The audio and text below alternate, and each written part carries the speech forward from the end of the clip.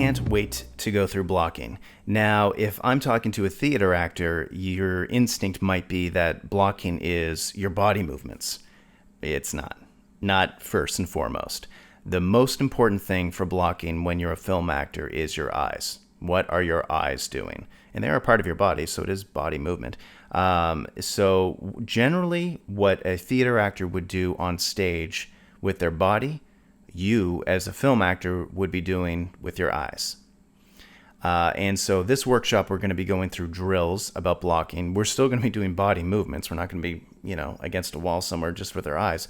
But we're going to learn how to use our eyes to convey whatever we're going to be saying, whatever we would like to say, or whatever we are saying. But also after the eyes, well, what kind of body movements? But you're going to learn a lot of tricks. And I'll give you 2 tricks today. Number 1, when you're doing an audition, at some point, find a justifiable, natural-looking way to introduce your hand into frame. The reason why is a lot of auditions, too many auditions out there, are a floating body, and they're looking off camera, and they're going, how can you do this? Blah, blah, blah, blah, blah, da-da-da-da-da, blah, blah, blah, blah, blah.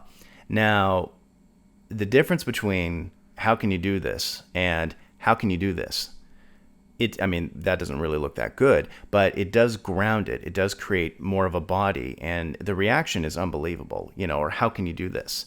Once you start putting hands into frame, once or twice in an audition, not go nuts, it depends on the character, it really grounds the performance and it makes it look more realistic. Could be you like scratching your head before saying something.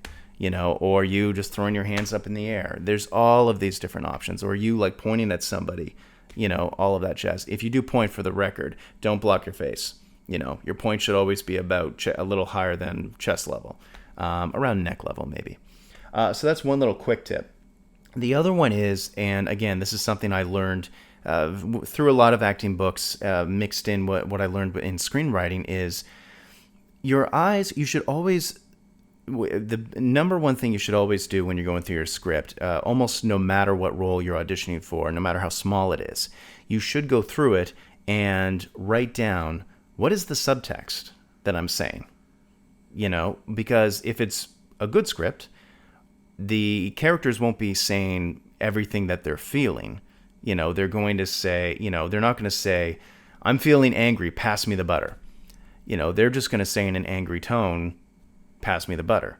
So I would write down write down what the subtext is for all of my lines. And then I think to myself, how can my eyes and how can my body portray a little bit of that subtext? You don't want to give everything over to the audience because that can be bad acting. There's that line between good and bad. But how can your eyes show subtext? Because they often do. If you see a great movie, it's that one moment where the character is looking down and someone says something and they're still looking down, then right before the edit or the fade out, they look up. That's what I mean by subtext. So you're going to learn how to use your eyes in so many effective ways. You're going to learn the basics, like, if someone's walking up, if you want to imagine the reader walking up to camera, don't look in several directions and then see them. Use the rule of 3s, where you just pick 3 points. It just looks so much better. Little things like that. We're going to learn all of those, but you're going to learn a deeper layer of how to use your eyes and how to use your body to explore the character. And what that always does for me is that always gives me more insight, and I discover more layers into the character and into the scene than I would have done if I just did basic scene analysis.